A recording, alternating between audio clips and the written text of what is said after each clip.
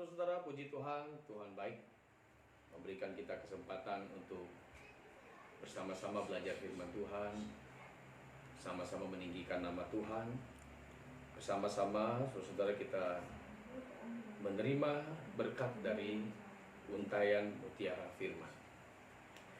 Sebelum kita merenungkan firman Tuhan, mari kita berdoa, kita serahkan semua ke dalam tangan Tuhan. Bapa, kami mengucap syukur untuk kasih setia Tuhan, untuk kemurahan dan kebaikan-Mu yang begitu sempurna, sehingga kami ada pada hari ini untuk melihat kebaikan Tuhan, untuk menikmati kebaikan Tuhan. Teristimewa di hari ini kami merayakan hari kebangkitan Tuhan Yesus, dan itu adalah satu bentuk dan rasa syukur kami yang besar, sebab Engkau bukan saja Tuhan yang disalibkan dan mati serta dikuburkan, tetapi Engkau Tuhan yang bangkit dari antara orang mati. Terima kasih buat kebaikan Tuhan. Kami akan belajar firman Tuhan bersama-sama. Mari Roh Kudus tuntun kami. Dalam nama Yesus, amin. Haleluya, saudara. Kita bersyukur pada Tuhan. Dan saya pribadi, saudara, beserta keluarga dan jemaat keluarga besar GKD Anugerah mengucapkan selamat Paskah buat kita semua, saudara-saudara. Selamat menikmati dan merayakan hari kebangkitan Tuhan Yesus. Dan seperti saya katakan, saudara-saudara, pada hari Jumat lalu, renungan pada hari Jumat yang lalu, hari Jumat Agung, saya sampaikan bahwa kebangkitan Tuhan Yesus adalah satu bukti dari kemahakuasaannya. Kebangkitan Tuhan Yesus adalah satu bukti, saudara-saudara, bahwa Dia adalah Tuhan yang hidup dan bukan Tuhan yang mati. Di luar sana, saudara-saudara, banyak yang mengaku Tuhan. Banyak mungkin saudara mengatakan bahwa dirinya adalah Tuhan, adalah Allah. Tetapi saudara-saudara, pertanyaannya, apakah dia Allah yang hidup atau Allah yang mati? Nah saudara, mari kita belajar firman Tuhan bersama-sama hari ini, saudara-saudara, yang saya ambil dari kitab 1 Korintus pasal yang ke-15, ayat yang pertama sampai ayat yang ke-11. 1 Korintus pasal 15 ayat 1 sampai ayat 11 saya akan bacakan buat kita semua, saudara.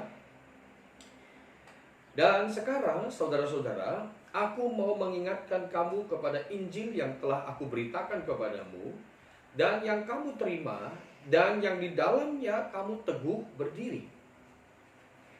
Oleh Injil itu kamu diselamatkan, asal kamu teguh berpegang kepadanya, seperti yang telah kuberitakan kepadamu, kecuali kalau kamu telah sia-sia saja menjadi percaya. Sebab yang sangat penting telah kusampaikan kepadamu, yaitu apa yang telah kuterima sendiri, ialah bahwa Kristus telah bangkit. Bahwa Kristus telah mati karena dosa-dosa kita, sesuai dengan kitab suci. Bahwa Ia telah dikuburkan, dan bahwa Ia telah dibangkitkan pada hari yang ketiga, sesuai dengan kitab suci. Ayat yang kelima, bahwa Ia telah menampakkan diri kepada Kefas dan kemudian kepada ke-12 muridnya. Sesudah itu Ia menampakkan diri kepada lebih dari 500 saudara sekaligus. Kebanyakan dari mereka masih hidup sampai sekarang, tetapi beberapa di antaranya telah meninggal. Ayat 7. Selanjutnya Ia menampakkan diri kepada Yakobus, kemudian kepada semua rasul. Dan yang paling akhir dari semuanya, Ia menampakkan diri juga kepadaku, sama seperti kepada anak yang lahir sebelum waktunya. Karena aku adalah yang paling hina dari semua rasul, bahkan tidak layak disebut rasul, sebab aku telah menganiaya jemaat Allah. Tetapi karena kasih karunia Allah, aku adalah sebagaimana aku ada sekarang, dan kasih karunia yang dianugerahkannya kepadaku tidak sia-sia. Sebaliknya, aku telah bekerja lebih keras daripada mereka semua, tetapi bukannya aku, melainkan kasih karunia Allah yang menyertai aku. Puji Tuhan, haleluya, sungguh indah firman Tuhan, saudara-saudara. Paulus mengungkapkan kepada jemaat yang ada di Korintus, dalam ayat-ayat yang kita baca tadi, saudara-saudara, Paulus mengungkapkan inti atau intisari dari Injil. Intisari dari pemberitaan Injil, saudara-saudara. Ya. Dan dia berkata begini, saudara-saudara, dalam firman Tuhan ini, ayat pertama dikatakan, dan sekarang saudara-saudara, aku mau mengingatkan kamu kepada Injil yang aku beritakan kepadamu, dan yang kamu terima dan yang di dalamnya kamu teguh berdiri. Nah, Injil yang diberitakan oleh Paulus itu, saudara, ayat 2 berkata, oleh Injil itu kamu diselamatkan asal kamu teguh berpegang padanya seperti yang telah kuberitakan kepadamu. Jadi jelas saudara-saudara, Paulus berkata bahwa dia memberitakan sebuah Injil yang dapat menyelamatkan. Injil yang dimana kalau kamu teguh berdiri dalamnya, kamu menerima keselamatan dari Injil itu. Nah saudara-saudara, berita Injil seperti kita tahu telah menyelamatkan kita juga. Berita Injil ini saudara adalah berita yang kuat. Bahkan bagian lain dalam kitab Roma pasal 1, 16 dan 17, Paulus berkata bahwa Injil itu adalah kekuatan Allah. Nah saudaraku terkasih dalam nama Tuhan, apa inti Injil yang disampaikan oleh Paulus, saudara-saudara? Dia menyebutnya dalam mulai ayat yang ketiga. Dia berkata, sebab yang sangat penting telah kusampaikan kepadamu. Yang penting dari mana, saudara? Yang paling penting dari Injil itu. Inti dari Injil itu, saudara-saudara. Ya. Yaitu apa yang telah kuterima sendiri, ialah bahwa Kristus telah mati karena dosa-dosa kita sesuai dengan kitab suci. Jadi saudara, inti pertama dari Injil yang diberitakan oleh Paulus, Injil yang kita dengar, Injil yang memberi kekuatan, Injil yang menyelamatkan, saudara-saudara, adalah Injil yang memberitakan tentang kematian Kristus. Seperti kita peringati pada Jumat Agung yang lalu, ya, kematian Kristus. Saudara-saudara, kalau Kristus tidak mati buat kita, saudara-saudara, maka kita tidak akan pernah layak di hadapan Tuhan. Kalau Kristus tidak mati buat kita, saudara, kita tidak akan pernah menerima anugerah keselamatan. Kalau Kristus tidak mati buat kita, saudara-saudara, kita tidak ada hari ini untuk menikmati persekutuan yang indah dengan Bapa di surga. Sebab itu Paulus berkata bahwa inti pertama dari Injil yang dia beritakan adalah berita tentang kematian Kristus. Kristus adalah, saudara-saudara, 100% Allah, 100% manusia. Dia mati, saudara-saudara, sebenarnya bukan demi dirinya sendiri, tapi dia mati demi manusia. Demi saudara dan saya. Ya, saya pernah memberikan renungan beberapa hari yang lalu, saudara-saudara, bila ada orang mau berkorban, atau orang rela berkorban, biasanya hanya kepada apa yang dia ingin capai, ambisinya, ataupun saudara-saudara mungkin kepentingan pribadinya, atau kepentingan kelompoknya dan sebagainya, saudara. Mungkin ada yang mau berkorban seperti itu. Tetapi saudara, intinya orang rela berkorban adalah sebenarnya demi dirinya sendiri. Tetapi beda dengan Yesus. Yesus rela berkorban bukan buat dirinya sendiri, bukan demi dirinya sendiri. Dia rela berkorban demi saudara dan saya. Saudara-saudara, sebab itu Paulus berkata, inti Injil pertama yang dia sampaikan kepada umat Tuhan, kepada orang percaya, kepada jemaat di Korintus, kepada kita semua, saudara-saudara, adalah berita tentang kematian Kristus. Bahwa Kristus telah mati karena dosa-dosa kita sesuai kitab suci. Dia tekankan sesuai dengan kitab suci, sebab kata saudara, sebab itu adalah untuk menunjukkan sebuah bukti bahwa kematian Kristus sudah tercatat dalam kitab suci, bahwa kematian Kristus sudah ditetapkan oleh Allah sendiri untuk umat manusia. Saudara, bagian yang kedua, saudara-saudara, dalam ayat yang keempat dikatakan bahwa ia telah dikuburkan.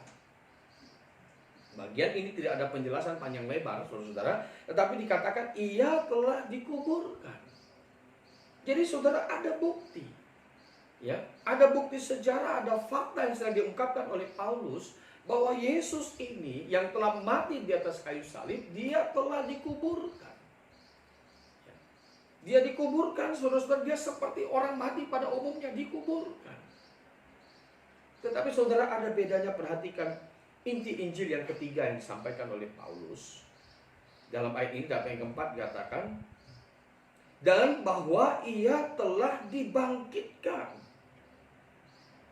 Dan bahwa ia telah dibangkitkan. Haleluya. Dia tidak mati, dia bangkit, saudara-saudara. Ya. Jadi saudara-saudara, Kristus menunjukkan bahwa dia tidak takluk kepada maut. Dia tidak dibawa kekuasaan maut. Karena pada dasarnya orang mati saudara tidak bangkit. Kecuali nanti ada pada hari kebangkitan saudara. Ya, juga ada beberapa kasus ada orang-orang yang Tuhan Yesus bangkitkan. Itu mungkin sebuah kasus. Tapi saudara-saudara perhatikan, Kristus bangkit saudara-saudara adalah karena kemahakuasaannya. Dan dia sudah menyatakan, kenapa saya katakan bagian dari kemahakuasaannya? Sebab dia sudah nyatakan saudara sebelumnya bahwa dia akan mati, tapi dia juga akan bangkit kembali. Inilah yang kita rayakan hari ini saudara-saudara, hari kebangkitan Kristus. Dia telah bangkit. Dia adalah Tuhan yang hidup. Dia menunjukkan kesanggupannya. Dia menunjukkan saudara kekuatannya. Dia menunjukkan kemahakuasaannya untuk memberitahu kepada dunia bahwa dia bukanlah Tuhan yang mati. Bersyukurlah saudara-saudara karena kita memiliki Allah yang hidup. Bersyukurlah karena kita memiliki Tuhan yang luar biasa, yang menganugerahkan keselamatan sedemikian rupa, menunjukkan bukti-bukti yang disertai fakta-fakta sejarah bahwa pribadinya bukanlah pribadi yang mati. Dia telah bangkit. Saudara, ayat yang keempat tadi ya, ia telah dibangkitkan, bahwa ia telah dibangkitkan pada hari yang ketiga sesuai dengan kitab suci. Kemarin kita melihat ada kata sesuai dengan kitab suci. Jadi jelas saudara, kebangkitan Kristus sudah dia katakan sebelumnya, sudah dinubuatkan sebelumnya, saudara. Sudah ada sebelumnya. Sebab itu dikatakan saudara sesuai kitab suci. Allah sudah mengungkapkannya sebelum itu terjadi. Allah sudah mengatakannya sebelum itu terjadi. Sebab itu saudara-saudara dikatakan sesuai dengan kitab suci. Nah, sebab itu saudara-saudara kita bersyukur kita memiliki firman Tuhan yang begitu otentik. Firman Tuhan yang begitu luar biasa, yang begitu orisinil. Ya, yang begitu terbukti saudara kekuasaannya, terbukti kuasanya. Sesuai dengan kitab suci saudara. Nah, ayat yang kelima, Paulus mulai menunjukkan saudara bukti-bukti bukan saja yang dikatakan kitab suci tentang kebangkitannya, tetapi juga saudara adanya saksi-saksi mata. Ini penting saudara. Sesuatu bisa dikatakan saudara sebagai sebuah fakta atau bukan adalah tergantung ada yang saksikan atau tidak. Ya. Sesuatu bisa dikatakan benar atau tidak, saudara, adalah tergantung apakah ada yang menyaksikannya atau tidak. Bila tidak ada yang menyaksikan, maka itu tidak terbukti sebagai sebuah kebenaran. Tetapi saudara, adanya saksi menunjukkan bahwa ini peristiwa yang benar. Ini peristiwa sejarah. Ini peristiwa yang pernah terjadi. Bukan sebuah legenda, bukan sekedar sebuah cerita, bukan sekedar sebuah narasi, saudara-saudara. Bukan dongeng. Ada orang-orang yang menyaksikan saudara kebangkitan Kristus. Ayat yang kelima dikatakan saudara-saudara bahwa ia telah menampakkan diri kepada Kefas dan kemudian kepada ke-12 muridnya. Ayat yang ke-6, sesudah itu ia menampakkan diri kepada lebih dari 500 saudara sekaligus. Saudara, minimal dikatakan dia pernah menampakkan diri kepada 500 pasang mata sekaligus. Saudara-saudara, ini sebuah bukti yang tidak terbantahkan. Ini sebuah bukti yang tidak bisa, saudara-saudara, tidak bisa digeser oleh cara apapun. Sebab saudara, bukan sekedar kitab suci mengatakannya, tetapi ada saksi-saksi mata yang melihat dengan mata kepala mereka sendiri. Saudara-saudara terkasih dalam nama Tuhan, kebangkitan Kristus adalah kebangkitan yang luar biasa. Kebangkitan Kristus adalah bukti bahwa dia maha kuasa. Kebangkitan Kristus adalah bukti bahwa saudara-saudara ini bukti sejarah. Kebangkitan Kristus adalah satu bukti bahwa dia hidup. Dia ingin menolong kita saudara-saudara. Maka saudara, Ibrani pasal 13 ayat 8 berkata, Yesus Kristus tetap sama. Dahulu, sekarang, bahkan sampai selama-lamanya dia tetap sama. Kenapa dia sama? Dalam kesamaan dalam hal saudara bahwa dia adalah Tuhan yang hidup. Dia hidup di masa lalu. Bahkan sebelum zaman adanya zaman dari masa kekekalan saudara. Dia hidup zaman sekarang. Setengah-tengah kita ada bersama dengan kita. Dan dia hidup sampai selama-lamanya. Bahkan sampai rentang waktu ini berakhir. Saudara-saudaraku terkasih dalam nama Tuhan, maka pada bagian lain dalam kitab Filipi, ya, Paulus mengungkapkan kepada jemaat yang ada di kota Filipi bahwa yang ku kehendaki ialah mengenal Dia dan kuasa kebangkitannya. Ini luar biasa, saudara. Mari kita lihat firman Tuhan ini, saudara. Ya, kuasa yang Paulus ingin kenali, saudara-saudara, adalah kuasa kebangkitan Kristus. Kenapa dia harus mengerti atau dia ingin belajar, saudara? Dia ingin mengalami kuasa kebangkitan itu, sebab dia tahu bahwa kuasa kebangkitan itu begitu dahsyat. Ya, saya bacakan firman Tuhan, saudara-saudara, Filipi pasal yang ketiga, saudara, ayat yang ke-10 dikatakan, yang ku kehendaki ialah mengenal Dia dan kuasa kebangkitannya dan persekutuan dalam penderitaannya, di mana aku menjadi serupa dengan Dia dalam kematiannya. Paulus berkata, saudara, yang ku kehendaki ialah mengenal Dia. Ya, sudah bukan kebanggaan lagi, saudara. Ayat sebelumnya Paulus mengungkapkan kepada jemaat Filipi, apa yang dulu merupakan keuntungan bagiku, apa yang dulu kuanggap sesuatu yang sangat berharga, sekarang kuanggap sampah karena Kristus. Apa yang dulu saudara begitu hebat sudah perjuangkan, prestasi-prestasinya, pujian-pujian yang dia terima, kebanggaan-kebanggaan masa lalunya, saudara, dia katakan sudah tidak berarti karena dia melihat sesuatu yang lebih berharga. Apa yang paling berharga yang dilihat oleh Paulus adalah Kristus yang sudah bangkit. Dan karena dia bangkit, saudara, maka dia memiliki kuasa kebangkitan. Dan kuasa ini, saudara, menjadi bagian dari orang yang percaya kepadanya. Saudaraku yang terkasih dalam nama Tuhan, dalam memperingati hari kebangkitan Tuhan, mari kita belajar satu hal. Mari kita belajar beberapa hal, maksud saya, saudara. Yang pertama, kita bersyukur, saudara, kita memiliki Allah yang hidup. Ya, Dia adalah Yesus yang hidup, yang tidak di bawah kekuasaan maut, tidak di bawah kekuasaan dosa. Dia berhak untuk bangkit kembali. Yang kedua, saudara, kita memiliki Kristus yang merupakan Kristus fakta sejarah, yang dibuktikan dengan tulisan kitab suci, yang dibuktikan dengan begitu banyak saksi yang melihat kebangkitannya. Yang ketiga, saudara, kita mengucap syukur, saudara, untuk kebangkitan Kristus, karena kebangkitannya membawa kuasa, membawa kekuatan buat kita. Hari-hari ini, saudara, kita menghadapi pandemi, ya.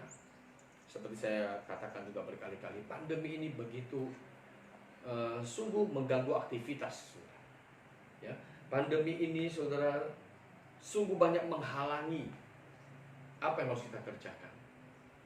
Tapi saudara-saudaraku terkasih dalam nama Tuhan, saya percaya Kristus memiliki kuasa kebangkitan.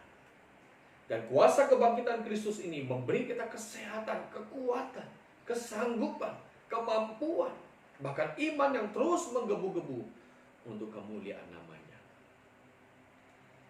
Haleluya. Puji Tuhan, saudara-saudara, kiranya pesan ataupun renungan hari Paskah kenaikan Tuhan Yesus hari ini tahun 2020 menjadi berkat buat kita semua. Kita tetap semangat, tetap kuat, saudaraku yang terkasih nama Tuhan, tetap mencari Tuhan, mencari wajah Tuhan. Sekalipun kita tidak bisa kumpul di gereja dalam satu persekutuan bersama umat Kristen yang lain atau umat percaya yang lain, saudara seiman kita, tapi minimal kita bisa bersekutu di rumah tangga kita masing-masing. Bersekutu dengan firman Tuhan, bersekutu bersama saudara-saudara kita, sanak famili kita. Dan saya percaya, saudara, kuasa kebangkitan Kristus menjadi bagian kita semua. Haleluya. Tuhan Yesus berkati saudara-saudara, kiranya firman Tuhan menjadi kekuatan buat kita. Dan mari kita berdoa. Bapa, kami mengucap syukur untuk firman-Mu.